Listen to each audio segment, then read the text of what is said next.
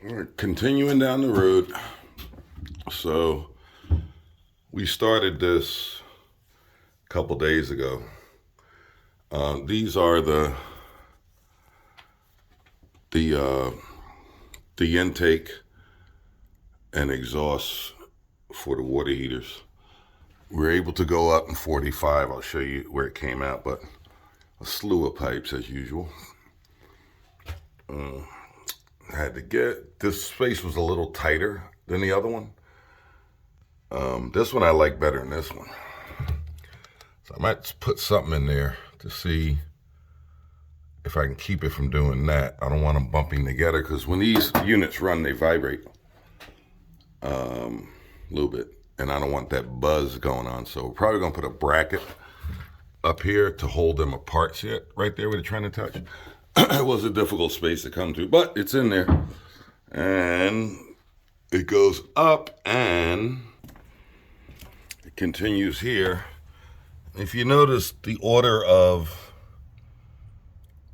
the exhaust intake, I put it circles on them. This one is an intake. So the idea is when you go pop out through the sidewall, you're supposed to have the exhaust above the intake. So what happens is, especially in the wintertime, the exhaust coming out is hot and it's condensing unit, so the vapor will rise. If you put the exhaust below the intake, it'll suck it back into the intake. So when I called Navion, this was what I was after. And again, the magic number was 12. If you keep 12 inches between each one, then you're good. So this one left to do. And what I'll do is get some of that spray foam, that fills gaps, and fill these from the inside. First, outside, silicone the flange so water can't come in. And then on the inside, fill that gap.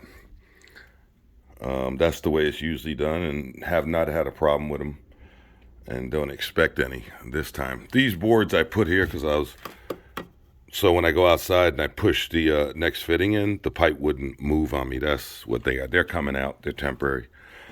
So it went this way, and this is how it terminated.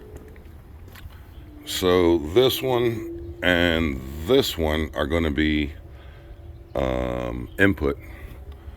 And then that's exhaust, and that's an exhaust. This window is going to be fixed. I said that in a number of other videos. It's going to be fixed in a way that you can't open it.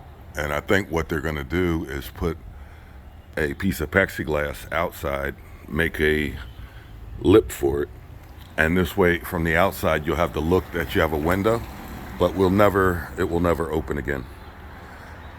And so this hole was my goof. I started it, and then the order of the pipes are intake, exhaust, intake, exhaust. So I solved that inside with a 45. So I had to fill this back in with mortar. I'm waiting for it to cure, and then I'll re-drill this hole. Couldn't do it before because see the size of the flange? The flange will come out over the hole, so I want it to be neat. And this way the stucco can be put back the way it was. This hole was made by those we will not mention. Around here, the minimum height is 3 feet off the grade. So grade is where this stone is. From grade to that hole there is about maybe 18 inches. So what their game plan was, I guess, those we will not mention, they were going to come out and then elbow up and have an ugly piece of pipe on the outside of the wall. To get even better, the unit that they brought here for the basement is probably the biggest Goodman in its series.